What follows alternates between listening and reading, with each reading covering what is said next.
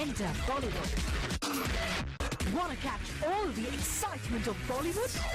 Just log on to zoomtv.in. शुरुआत बॉलीवुड के महानायक अमिताभ बच्चन से। आज हम आपके सामने खोलने जा रहे हैं बिग बी की जिंदगी से जुड़ा एक ऐसा राज जिसके बारे में सुनकर आप हैरान रह जाएंगे। 1982 में फिल्म कुली की शूटिंग के दौरान लगी खतरनाक चोट के बाद कैसे और किसका प्यार खींच लाया बिग बी को मौत के मुंह से बाहर। एक समय ऐसा आया था जब डॉक्टर्स ने बुलाया जया को और कहा कि आकर के आप आखिरी बार अपने पति को देख लीजिए क्योंकि इसके बाद शायद आपको अवसर नहीं मिलेगा। It's now hopeless case. और उस समय डॉक्टर उडवाडिया जो कि हमारा ट्रीटमेंट कर रहे थे ब्रीच कैंडी हॉस्पिटल में, उन्होंने करीबन 30-40 इंजेक्शन कॉर्टिजोन के एक साथ तोड़ के वो मारते गए। जी ने कहा कि ये एक लास्ट डिच एफर्ट है, अगर इससे कुछ होगा तो होगा। आज हम आपके सामने खुलासा करने जा रहे हैं एक ऐसे राज का जो अमिताभ बच्चन की जिंदगी और मौत से जुड़ा है, जो जुड़ा है उस जानलेवा चोट से जो उन्हें फिल्म कुली के शूट पर 28 साल पहले लगी थी, और साथ ही वो कि कैसे और किसका प्यार खींच लाया बिग बी को मौत के मुंह से बाहर।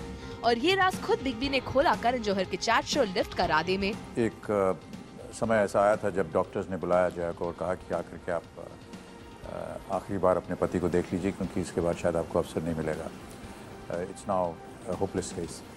और उस समय डॉक्टर उडवाडिया जो कि हमारा ट्रीटमेंट कर रहे थे ब्रीच कैंडी हॉस्पिटल में, उन्होंने करीबन 30-40 इंजेक्शन कॉर्टिजोन के एक साथ तोड़ के वो मारते गए। जी ने कहा कि ये एक लास्ट डिच एफर्ट है, अगर इससे कुछ होगा तो होगा।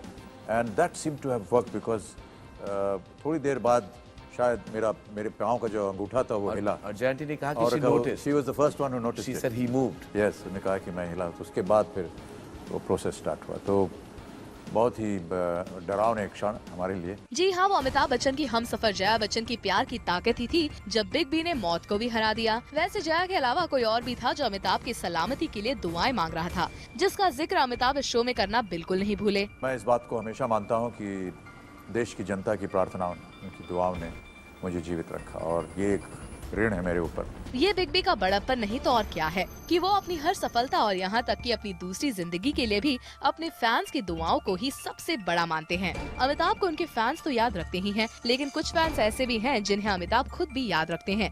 इस शो में अमिताभ ने अपने एक ऐसे ही फैन का जिक्र किया। मैं बीमार था तो एक हमारे फैन थे, वो बड़ौदा में रहते थे। जी।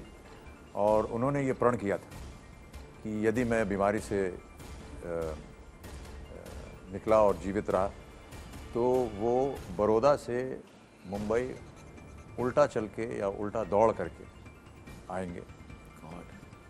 जब मैं ठीक होकर के प्रतीक्षा आया तो वो उल्टा दौड़ करके आए। My God. और मुझसे मिले और मैं उनसे मिला और फिर वो उल्टा दौड़ते हुए वापस गए। My God, it's an amazing story.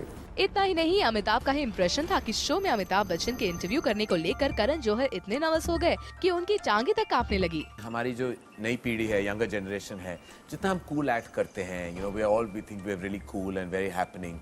आप जब हमारे सामने आ जाते हो तो मुझे पता नहीं मेरे ऐसे टांगे हिल रही हैं। यानी जो करण अमिताभ को कई फिल्मों में डायरेक्ट कर चुके हैं, वो भी अमिताभ के सामने नर्वस हो गए। करण ने तो ये भी बताया कि जब उनसे किसी ने पूछा कि वो इंडियन सिनेमा को कैसे डिस्क्राइब करेंगे तो उनकी जुबान पर सिर्फ और सिर्फ अमिताभ बच्चन का नाम आया। एक इंटरनेशनल समिट गया था, आई रिमेम्बर 3 साल पहले, वॉटन। वहाँ हम कुछ इंडियन सिनेमा के बारे में कुछ बातचीत हो रही थी वहाँ, तो बहुत लोगों ने पूछा कि how do you describe Indian cinema, and I remember I stood up and said, you just say Amitabh Bachchan. That's very kind of you. Thank you. करण के इस शो में अमिताभ पूरे मूड में दिखे। जब करण ने उनसे पूछा कि वो उन्हें कैसे लिफ्ट कराएंगे तो देखिए क्या था अमिताभ का जवाब। मेरी अभी उम्र ऐसी हो गई कि बहुत और कुछ लिफ्ट कराने की जरूरत पड़ गई। चेहरा लिफ्ट हो जाए, तो शरीर लिफ्ट हो जाए, पेट अंदर चला जाए। यानी जहां लिफ्ट कराने में खुलासा हुआ अमिताभ की जिंदगी से जुड़े सबसे अहम राज का, वही नजर आई करण अमिताभ की अमेजिंग केमिस्ट्री भी। Bureau report, zoom, Mumbai.